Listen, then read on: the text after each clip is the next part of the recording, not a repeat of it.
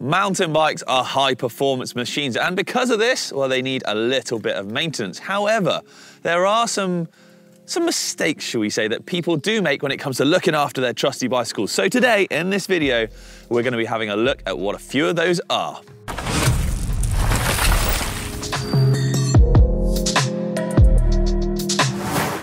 Oh, get on in there. That'll be all right for at least another 6 more rides, I reckon. Onwards. No, you do not want to be like that guy, trust me. If you finished a ride and your bike is filthy, you've got to give the old girl a clean, because if you leave it all dirty and horrible, things like chains and drivetrains are going to rust away, bearings and bushings are going to start to seize, and your bike's going to just, well, it's going to hate you for it. So give it a clean, or give it a clean as soon as you've got home. It doesn't take too long at all, and it's going to really help maintain and prolong the life of your bike. On the flip side of that, once you have washed it, make sure you actually dry it. Don't just leave it there dripping away in the corner or the back of the van or whatever like that, because although it might not be dirty like it was before, it is still wet, so things can still rust, or water can still sort of ingress and penetrate areas that you don't want it to. Just use a rag or a microfiber cloth if you can. Give everything a quick wipe down, especially the drivetrain, because it'll stop any sort of surface rust from starting to form. Run a bit of lube around that chain and you are good to go.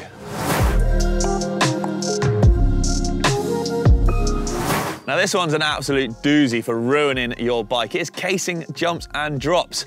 And I know how it feels. Check out this. Oh. Yep, that is me coming up royally short right off of this drop here. Playing around, and I tell you what, coming up short is not good for your bike. It can do a multitude of things. It can write off wheels, frames, headsets, handlebars. All of these things go under immense stress, and your body as well, when you do case or land extremely heavily. So obviously trying to avoid it is the way to go, making sure you clear it good and properly with enough practice and confidence perhaps. But worst case scenario, if you do come up short, well then a thorough check of the bike is required. As you saw, there was a pretty horrendous noise from my bike after this. So I then sort of systematically went through it to make sure, one, it wasn't cracked, or that everything was tight and as it should be. So wheels, headsets, handlebars, pivots, bearings, frames, just a good old check over. But it was not fun, and I would recommend not doing it.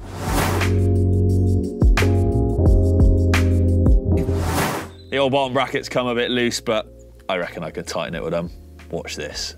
There are a few tools on the mountain bike that are specific to those parts, so trying to bodge it with the wrong tool is a big old no-no, because you can actually end up damaging your bike or the part that you're trying to fix or remove or actually replace.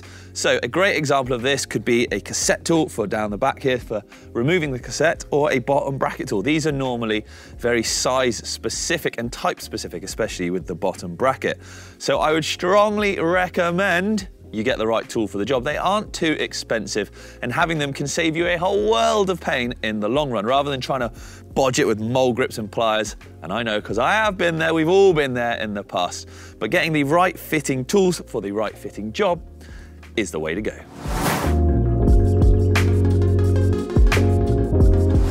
Chains and the rest of the drivetrain are subject to some pretty horrendous conditions, be it rain and mud or even the dust. And because they get used so much, well, they do wear out. So not keeping a constant eye on the wear and tear of your drivetrain can really affect the performance of the bike. Right, so when it comes to chains specifically then, they wear out over time, as we do know. So what happens is metal basically just grinds and wears away with the dust and the dirt and the grime and all that kind of stuff, causing the spaces between the rollers and the pins to actually get bigger.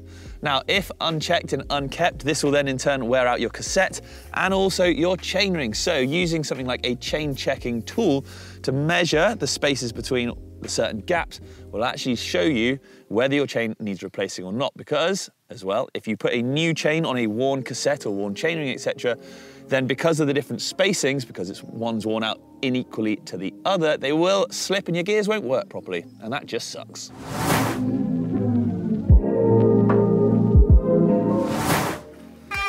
Oh my God! What the? They're barely slowing me down. Sounds awful! What Yep, are your brakes doing anything or sounding anything like that, guys? Well, if they are, then it's time that you checked your brake pads, because chances are they are extremely worn. And if they are, well, then you can do damage to both your brake pads even further and your brake calipers, and actually score the discs as well, causing longer term damage and meaning you're gonna have to replace even more. If you are getting some horrendous noises, or they're feeling very sort of notchy or grindy, like it's metal on metal, then chances are it most likely is. Especially in the winter, keep an eye on the brake pads, just check, have a little look down now and again. You can normally see what kind of meat is left on the pads. If they are getting very low, especially if they're getting towards that little metal clip spring, if you like, that pushes the pads out, or helps hold the pads out, I should say, then that is a good time to replace them, because you don't want to get down to metal and ruin the disc as well. Plus, you're not going to be able to stop, and that's no good. Let's talk bolts, people, because this one, if you don't keep them tight, is a prime candidate for ruining your bicycle.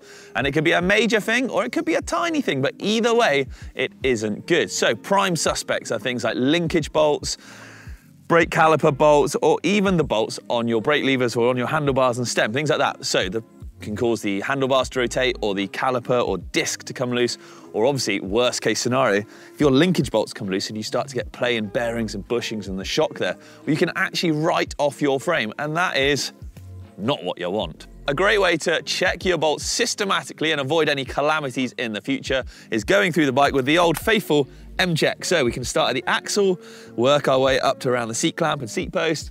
We can then go down to the cranks and whatnot, and checking obviously your pivots and linkages before, straight back up, and you got whole cockpit area, and then back down towards the front axle and front brake. And that way you can just make sure you go through the lot, pre and post ride. Well, there we go then, some ways that you might have been ruining your bike without even realizing, and now hopefully you can avoid them. If there's any other ways you think us mountain bikers are ruining our bikes without even knowing, then why not let me know in the comments down below. As always, thanks for watching, everyone. Why not give the channel a little like and a subscribe? Don't forget, hit the bell button and you get all the notifications when all of our sickest, latest videos are up. But for me, for now, I'm out of here. See you later, everyone. Bye.